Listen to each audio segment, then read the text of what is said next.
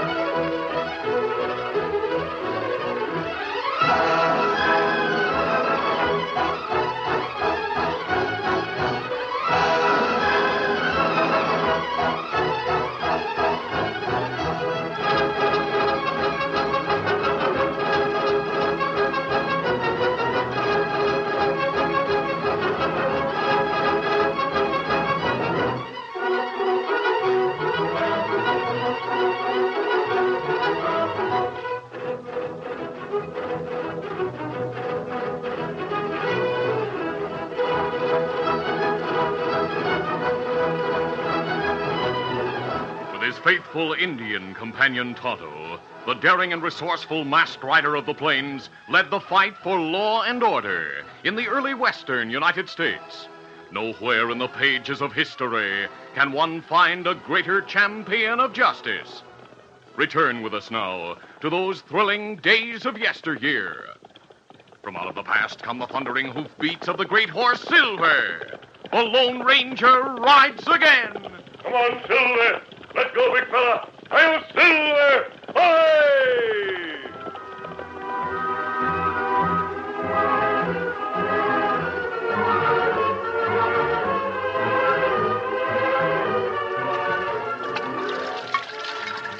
The Lone Ranger and Tonto were filling their canteens from a stream that ran through a gully in the Black Hills of Dakota when the masked man happened to glance up. He saw an Indian about 50 yards away on the crest of the slope. And the Indian was sighting a rifle over the top of a rock. Look out, Tonto! He pushed Tonto to one side and leaped to the other as the rifle cracked. Keep it, Savvy. The masked man drew a gun and fired. You hit rifle. Him drop it. He's running away. Let's catch him. Loose gravel made it difficult to ascend the steep side of the ravine. By the time the Lone Ranger and Tonto reached the top, where the flat terrain was studded by big boulders, the Indian was out of sight. We trail Indian? No, Tonto.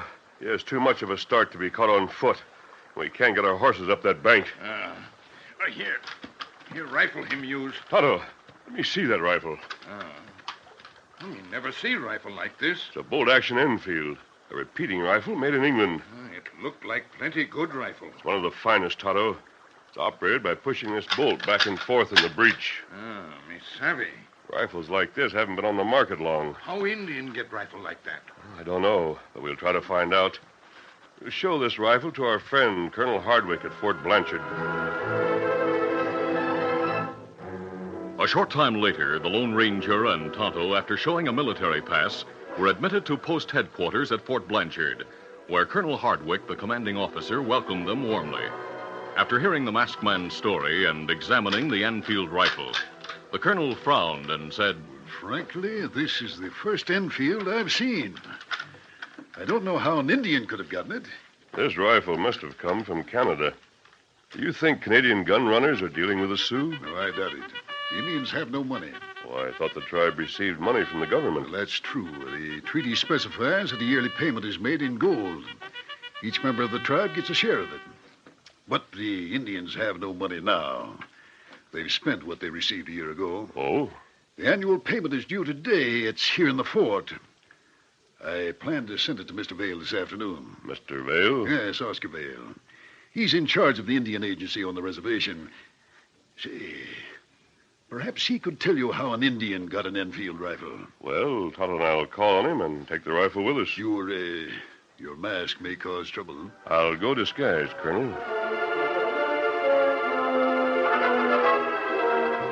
Between Fort Blanchard and the reservation, the masked man and Tonto stopped in a woods, where the Lone Ranger removed his mask and riding clothes and disguised himself as a prospector.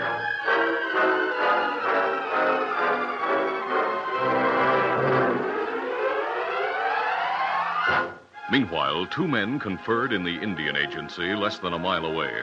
One was Oscar Vale, the agent in charge. The other, a mission-educated Indian named Grey Wolf, who was the sub-chief of the tribe. He said, Vale, my rifle was stolen. What? You mean the sample Enfield those Canadian gun runners gave you when they were here last month? Yes. Running Deer stole it. He was seen leaving the reservation with it. He returned without it. Where is the rifle? Running Deer won't tell. He says he lost it. He's one of the young braves whose great ambition is to kill a white man. He may have done so. Yeah, that's bad. Running Deer may have done something to spoil all our plans. Yes. I thought you should know. We'll be on guard. How soon do you expect the annual payment of gold? Colonel sent word that we'll have it this afternoon. Oh. Old Chief Killbuck may want it distributed at once. Well, I'll stall him off. We'll need $10,000 of that money to pay for the 200 Enfield rifles and ammunition Pierre and Jacques are bringing from Canada. The sooner we get the rifles, the better. I expect the gun runners will deliver them tonight. All the braves lined up for the outbreak? Yes. After the rifles are passed out, they leave the reservation a few at a time and meet us in the woods near August City. Are they enthused about raiding the town? Very. While they're shooting the citizens and burning the buildings, you and I should have no trouble cleaning out the banks and the express office. Yeah, it should be easy. With the town in flames and people fighting for their lives, no one's going to fight for the banks. We should collect $1 million. What about the Indians who do the raiding? What about them? Those who are not killed will be captured and hanged. But by that time, you and I will be out of the country with the money. I tell you it. Wait a minute. Who's that? A white man who looks like a prospector and a strange Indian just rode up. They're coming to the door. Yeah, let them in. Vale's eyes narrowed as the disguised Lone Ranger, followed by Tonto, stepped into the office. Are you the man in charge of this office? Yes, I'm Oscar Vale, the agent. This is my assistant, John Graywolf. What are you doing on the reservation with a rifle and sidearms? That's against the law. It's also against the law for an Indian to try to kill a white man. What do you mean? One of your redskins tried to shoot my partner and me. He dropped this newfangled rifle. Let me see it. Take a look.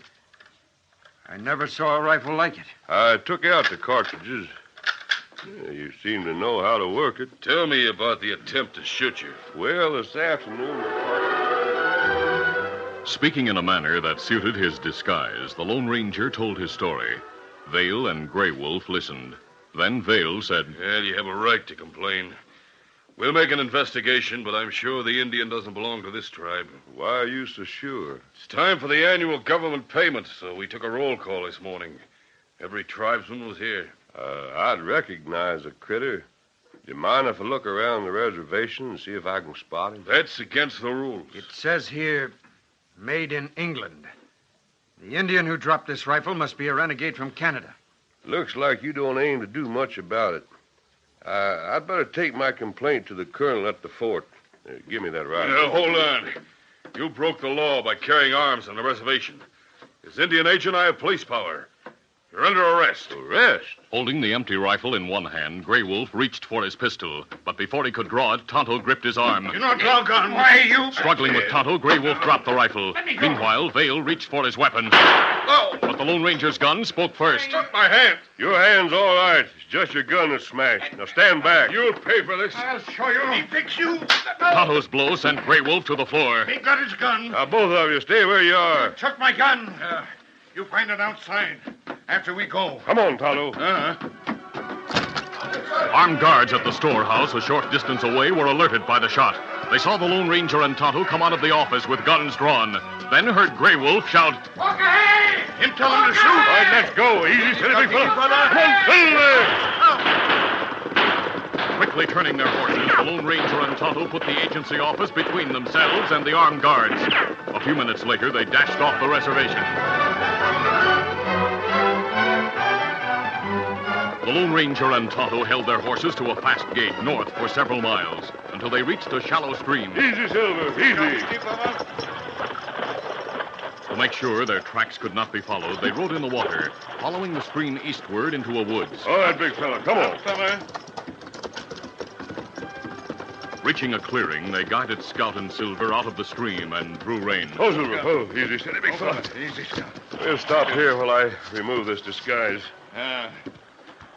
What do you think about Indians? I think Vale and Grey Wolf knew more than they'd admit about the Enfield rifle. That's what me think. They didn't intend to let us leave and report to the colonel at the fort. What we do now? Well, there's little we can do. We return to the fort and tell Colonel Hardwick about the incident. We leave rifle in agency office. Well, that doesn't matter. The colonel has seen it. How we go back to fort? We'll continue due east through this woods until we reach the old trader's trail. That runs south from Canada. Yes, it'll be easier on the horses to go south on the trail than to return the way we came. That's right. Tonto, will you get my clothes out of the saddlebags while I wash this makeup off my face? While the Lone Ranger removed his disguise, a heavy wagon moved south along the trader's trail east of the woods. The cart was drawn by oxen and driven by one of the two swarthy men who sat on the seat. Hey, name of a cow, get along. Two saddled horses were tied behind the wagon, which seemed to hold nothing but buffalo hides. The men, named Pierre and Jacques, were French Canadians who belonged to a colony of smugglers, traders, and trappers across the border. Buying goods from the Hudson's Bay Company, they sold wherever they could make a profit. Jacques, we must be near the reservation. We are near it, Pierre. But first, the cave. Here, we make the turn. Oh, there. Oh! The driver turned the oxen off the trail and guided them into a large cave. Oh! Oh! You untie the horses while I free the oxen from their yokes and traces. We must ride to the reservation and see how it stands there. If soldiers are nearby, we will have to wait until it is safe to deliver the rifle. Pierre and Jacques tied the oxen to the side of the wagon, and a few minutes later rode out of the cavern. Get up! Light up! Sometime after the gun runners left the cavern, the Lone Ranger and Tonto rode south on the trader's trail. They had noticed the fresh tracks of the heavily loaded ox-drawn wagon. And when they reached the place where the wagon left the trail, they followed the tracks of the wagon through a tangle of brushwood. And the masked man and Indian soon discovered the cave. Oh, Silver, oh, easy, steady, big fella. Easy, Scout. They entered cautiously and saw the wagon with the oxen tied to its side. After making sure no one was hiding in the cave, the Lone Ranger said, The man who brought that wagon here rode south. That how tracks look? Let's see what the wagon holds. Look like buffalo hides. There's something beneath the hides. Wooden case. Several of them. Me got hatchet and belt. Maybe open case. Yes, let's see what's inside. Using the blade of his hatchet, Tonto quickly pried up the top of the nearest case. The Lone Ranger looked inside and exclaimed, Rifles. Tonto, these are new Enfield rifles. Sabe. What this mean? Tonto, it looks like the work of gun runners. Rifle come from other side border. Yes. Maybe on way to army. If this were a legitimate cargo, there'd be no reason to conceal the cases under buffalo hides. I think these weapons are on the way to the Indians. And what we do? Tonto, look here. This bolt slides right out of the rifle. Without the bolt, the weapon is useless. We'll take the bolts out of all the rifles and hide them. Then we'll nail down the lids of the boxes and cover them with the hides. What good that do? The buyer of these rifles will think he's been cheated. And that make 'em plenty mad, huh? Yes. Then we'll see what happens. Open the rest of the boxes while I start removing these bolts.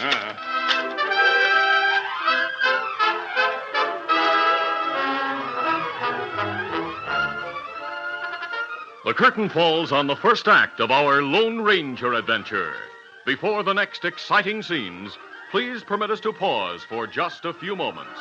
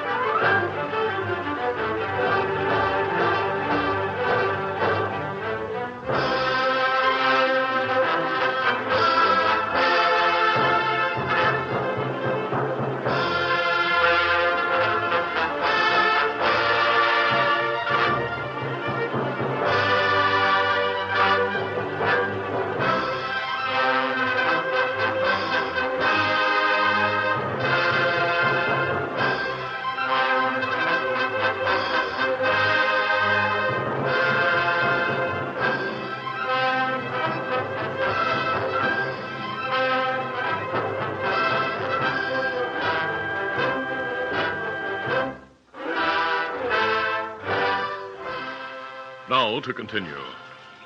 By the time darkness closed in, the loaded wagon looked as if it had never been disturbed. But the rifles in the cases beneath the buffalo hides were utterly useless.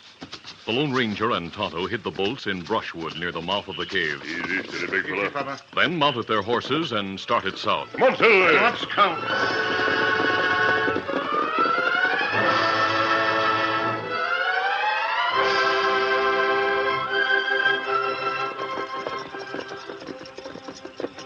Presently, in the moonlight, they saw two horsemen in the distance and drew off the trail.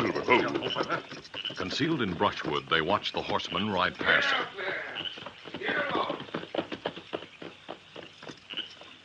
They didn't see us, Tonto. Oh, that's good. Did you notice how they were dressed? Ah, I'm sure they're French Canadians. Sabi, them fellas who bring rifles from Canada. Yes. We'll wait right here and see if they return with the wagon.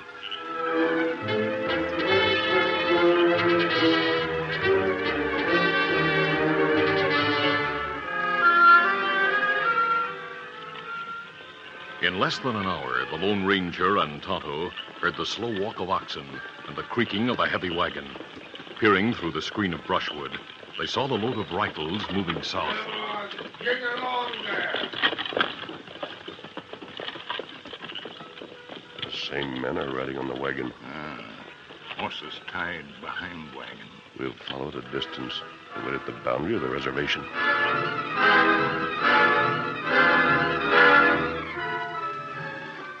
Later that night, Oscar Vale unlocked the strongbox that the Army had delivered to his office.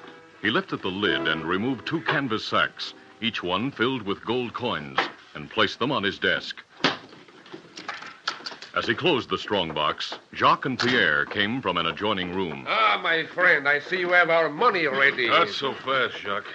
But the rifles and ammunition are delivered.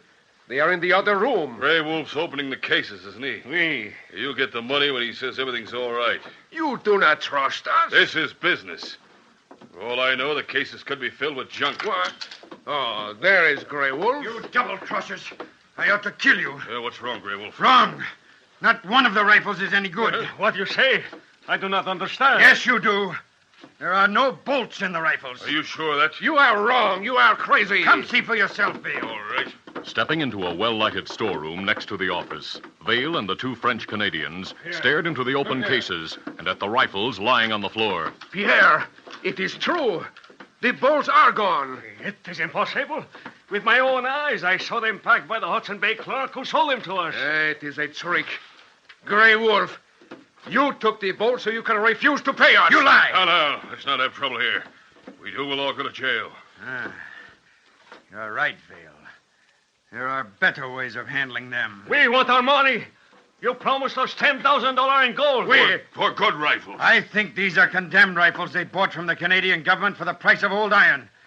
That accounts for the bolts being gone. That is not true. We pay $7,000 for the rifles.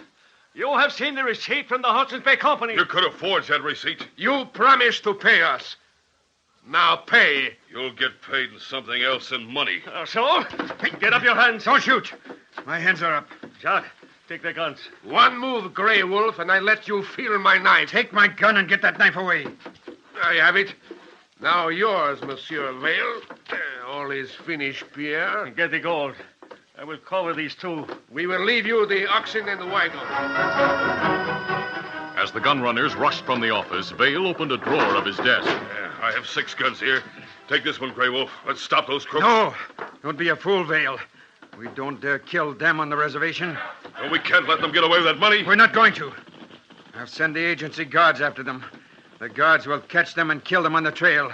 We'll get the gold back. Come on. There they go. Don't worry. I'll call the guards and give them orders. Those crooked gun runners will never reach the border. Ole, gule!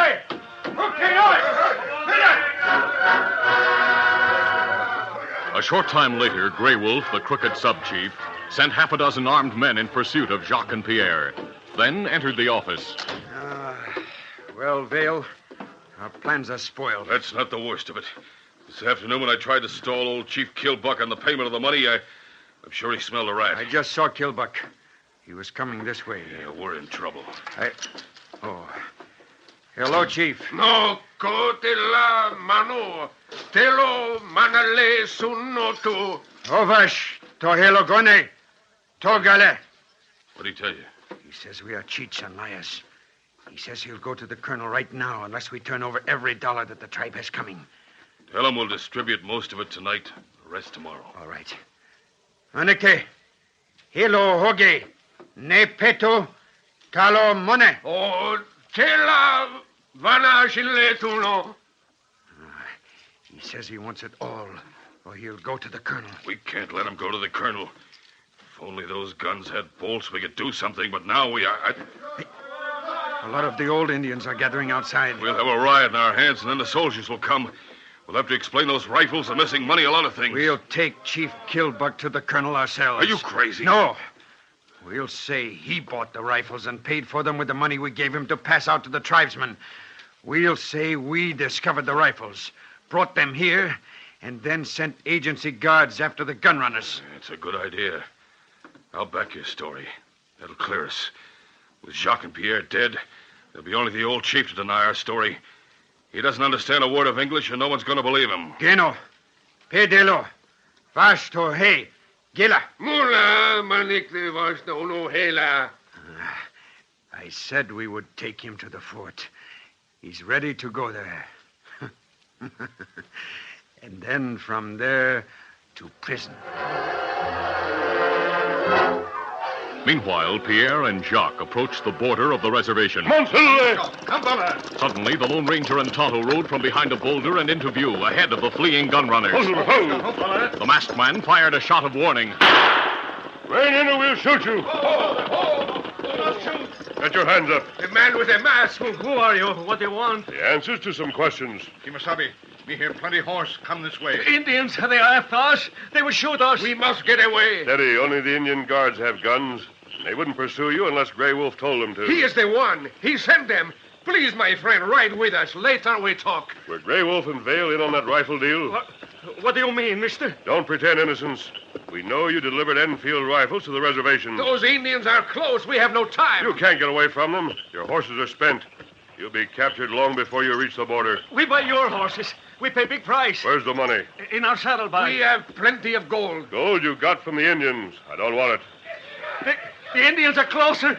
Soon they will There's be on just it. one way for you to save your lives. How? Come with us to Fort Blanchard. But we are gun runners. The soldiers, They may be lenient with you if you make full confessions and testify against Vale and Grey Wolf. They betrayed a trust. They turned on their own government. You fellows didn't. Pierre, the masked man is right. Save our life, and we will agree to anything. Bring the saddlebags that hold the gold and ride double with Tonto and me. We'll outdistance those Indians, then go to the fort.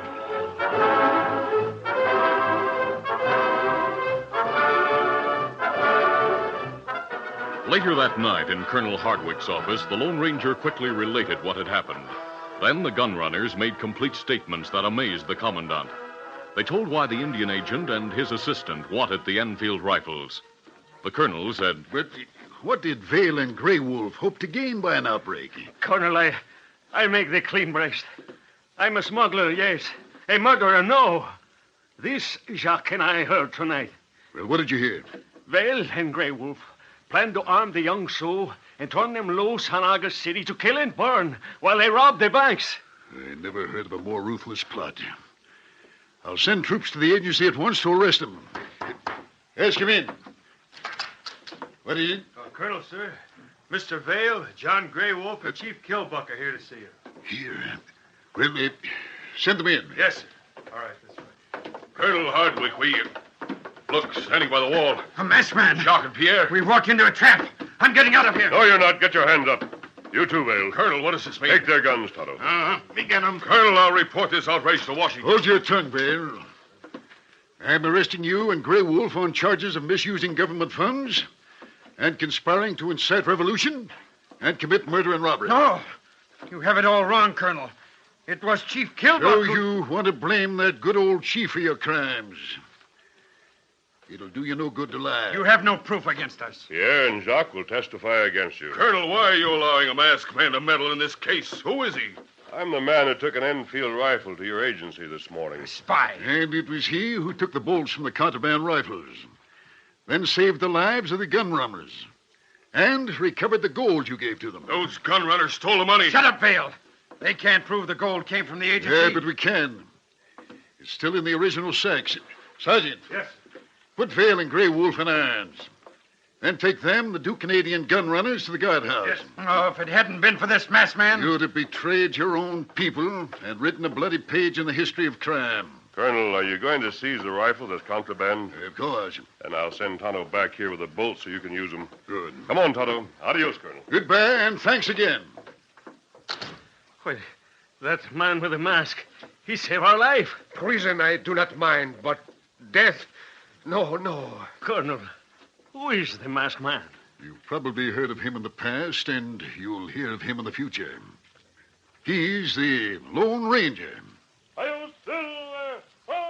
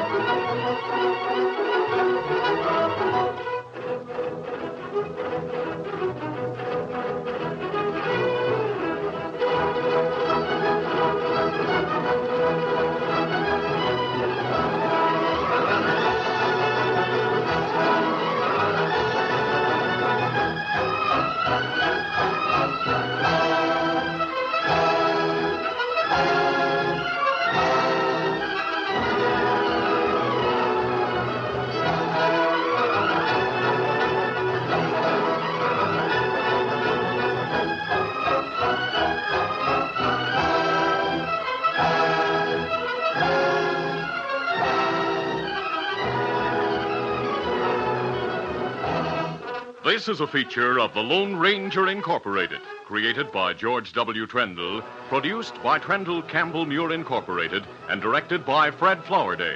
Tonight's drama was written by Fran Stryker. The part of the Lone Ranger is played by Brace Beamer.